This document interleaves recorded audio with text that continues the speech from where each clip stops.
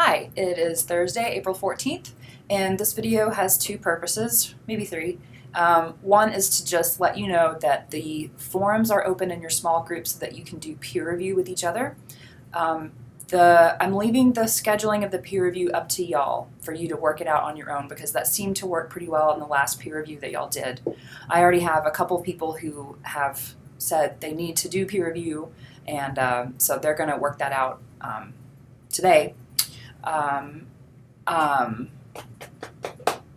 So peer review needs to be done in a way that you give each other time to do it, and then you give yourself time to incorporate the comments that your peer reviewer gives you so that you can improve the draft that you turn in, or the essay that you turn in by midnight on Sunday. That's when your bibliographic essay is due, and in addition to seeing when you turn in the bibliographic essay and of course giving you feedback on it so you can revise it, I will be checking and giving you a short assignment grade equivalent for having the peer review done. So the way I do that, as before, I just look through your small group and I see that you've corresponded with someone in your small group, you've done a peer review, and you have gotten a peer review. Sometimes there's an odd number of people, or like the last person to the group has problems persuading someone to review their paper. So if that happens and by Saturday you still haven't been able to find someone to review your paper because you put it up kind of later than the other people in your group, let me know. You can call me on my cell phone. That's probably the best way, and I included my number on the thread for you to do peer review in. So try to take care of that so that you can have your bibliographic essay nice and peer reviewed and polished for when you turn it in on Sunday, midnight is Sunday. And then, of course, I will give you comments on the essay. You will be required to revise it, and that is due on May 4th at midnight. That's our final exam date, but of course there's no final exam. So that's the last major essay that you'll have to turn in, is the revised bibliographic essay. That's where we're headed. Peer review is up for you now. I finished reading over your discussion board post to the Graff and Swales readings and the Wikipedia article about imposter syndrome that most people ended up responding to. I just kind of threw that in on a whim because rereading the Graff and Swales made me remember how, like, my process of understanding how to read academic scholarship, and it was so painful. It took so long to figure out how to do that, and then I read Graff, and I took some classes in academic discourse, and when it clicked, I really felt like, oh, I understand what's going on now. I understand what literature scholarship is doing because that's what I was studying at first in graduate school for my first 3 or 4 years. And then I figured out, oh, I understand what literature scholarship is doing now. I don't want to do that, but I think it's interesting to look at how they do what they're doing. So then I got more interested in the rhetoric of disciplines, or writing across the disciplines, like that kind of approach. And one of the books that helped me come to that realization, and then there are other articles if you're interested in the rhetoric of literary criticism, that's the title of one of the articles that influenced me. I can definitely send you some sources if you're curious about that. This book is by Susan Peck MacDonald. It has a really exciting cover and is called Professional Academic Writing in the Humanities and Social Sciences. And she does some case studies. She does rhetorical analysis of how academic writing works in different fields. And so I need to remind you of a definition that's relevant to literary scholarship, and probably I would say, and you would agree, some of you would agree, about composition scholarship. And that is that it can be seen as a form of epideictic rhetoric. I don't know if you remember from the Fleming reading about rhetorical argumentative composition that one of Aristotle's divisions of rhetoric is into 3 parts. There is forensic rhetoric, trying to figure out what happened like in a court of law. There is deliberative rhetoric, which is deliberation on something that we should do or should not do. That's like what happens in parliamentary bodies or legislative bodies. And then there is epideictic rhetoric, which is more about the present rather than the past or the future, and there are different theories of it, but it can be understood as just stating the values of the community, trying to gain adherence to the values of the community members, gaining adherence by the community members to those values. And speeches are often epideictic rhetoric, like funeral orations, any kind of ceremonial speech can be seen in this frame, that it's about the present. It's kind of a statement of values, or trying to gain adherence from the community members about those values, like I said. So some people see some literature scholarship, and definitely other kinds of scholarship, especially in the humanities, as a kind of epideictic rhetoric, and that it's more about the performance and displaying the values of the community rather than something that's deliberative and trying to create knowledge for the future, which is pretty upsetting for a lot of people to think about, but that's just one interpretation of it. So in addition to talking about literature scholarship as epideictic rhetoric, in this book, Susan Peck MacDonald says this, and she does a really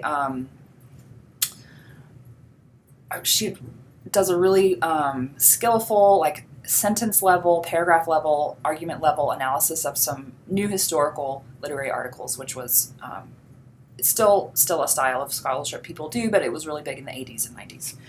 So she says, if the function of academic contributions is not really to create knowledge, but to display, if the function of academic contributions is to display the academic writer's virtuosity, and in the process celebrate the difficulty of interpretation, then these features of literary scholarship, like the inductive reasoning pattern, the profusion of anecdotes, especially common in new historicism, and the general giving the evidence and then making the point last, then these tendencies make sense.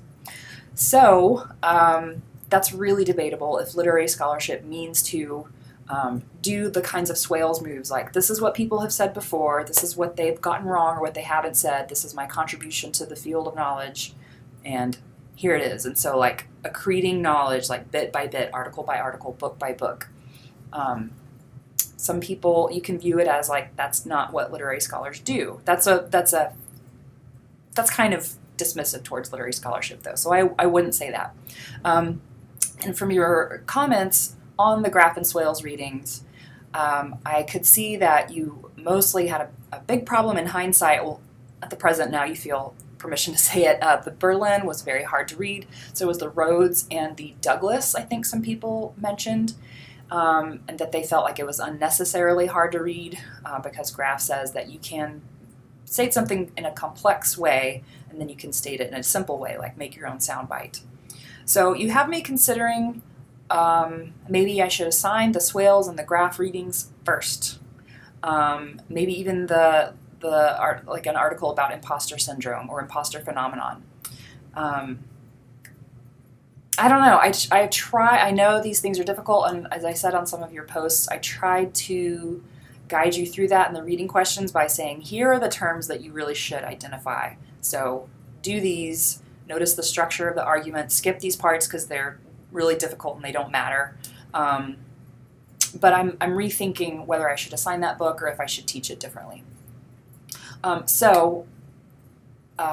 Your course evaluation will be opening up soon. Is it on May 1st or it closes on May 1st? You'll be getting an email about the course evaluation. I really value your feedback in those evaluations about how I can reorder the readings, what readings you found less helpful, so that I can consider what I assign the next time I teach this course. Because the way I view teaching is really in line with Fulkerson when he says, he talks about modal confusion and says basically don't be modally confused, don't seem like you're an expressive teacher but then grade on grammar, which is a formal orientation, or don't assign things that are rhetorical analysis and then grade on voice or something like that. So just being reflective about what you're doing, that's the kind of teacher that I try to be. And so I felt like I have to say something. Let's see where I am on time. Oh yeah. I felt like I had to say something about the process of composition scholarship and how you've seen the history of the field, institutional changes, societal changes, like changes of like the expertise, the growth of the PhD programs in rhetoric and composition, all these things that were the subject of the readings in the first part of the semester, and then how these different theories of composition, these different approaches, have responded to those contexts. And so it's an interesting question to think about, like, has composition scholarship built up knowledge? And I would say it definitely has. And some people say that's what the empirical research is really good at doing, like figuring out that not all professional writers use topic sentences, or figuring out, just recording that people use different writing processes, or like the Susan Peck MacDonald is kind of empirical research, figuring out that people in other fields, especially the hard sciences, really build on knowledge and they try to answer all the same questions, but literary scholars don't do that as much. So I would say in composition we definitely have built knowledge, but we also respond to the different contexts of teaching, the different goals, like the different, like the changing ideologies that are always present and always changing, like Berlin says, and how we should teach students to use language and write in order for them to achieve the goals that society that they set for themselves, or society says that they should set out for themselves. Okay, imposter syndrome. You said a lot of good stuff about that. As I said on someone's post, a turning point for me in graduate school was my second semester, I think, and someone who was a couple years ahead of me, and just very open about her emotional experience of graduate school, and this was in a PhD program. I told her, like, I think about dropping out of graduate school every week, and I cry, and she said, everyone is crying. If they don't say that they're crying, they are lying to you. So that really helped me understand that I was not the only one who thought I was an imposter in graduate school. So I'm glad it helped a lot of you. So now I'm thinking about how to reorder the readings to maybe help you realize that earlier on. Okay, and I also wanted to say about the progression of readings. We had the history. We've gotten through the theoretical bases for teaching composition, and now we're really into topics about teaching composition, like how to teach style, what is grammar, what does it mean in composition. These are perennial topics, as you can see from the readings. Technology is also a topic. It's not like the technology pedagogy. It's just like there are new tools available to us.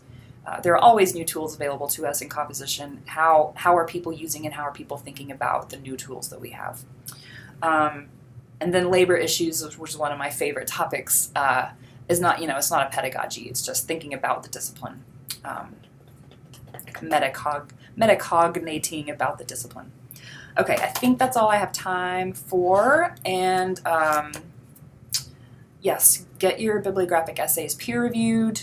I look forward to reading your comments about the style and correctness readings. I will be making sure that everything's ready for the technology readings this afternoon. You're doing okay. You've made it through this class. You are smart. You belong in graduate school. You're not an imposter. Those are messages I also want to tell you. And y'all are telling me things like, this is changing how I'm teaching, or I'm learning how to teach writing, or I'm implementing these in my classes, or this is all making sense to me now, and I just love hearing those things. And so helping you become a better teacher or understand writing better as a writer, these are just the best possible outcomes of this class for me. So I'm glad that you're giving me evidence of that. So that is it, and I will talk to you next week, or maybe tomorrow if I record another of these. Anyway, have a good rest of your week and a good weekend, and good luck on those bibliographic essays.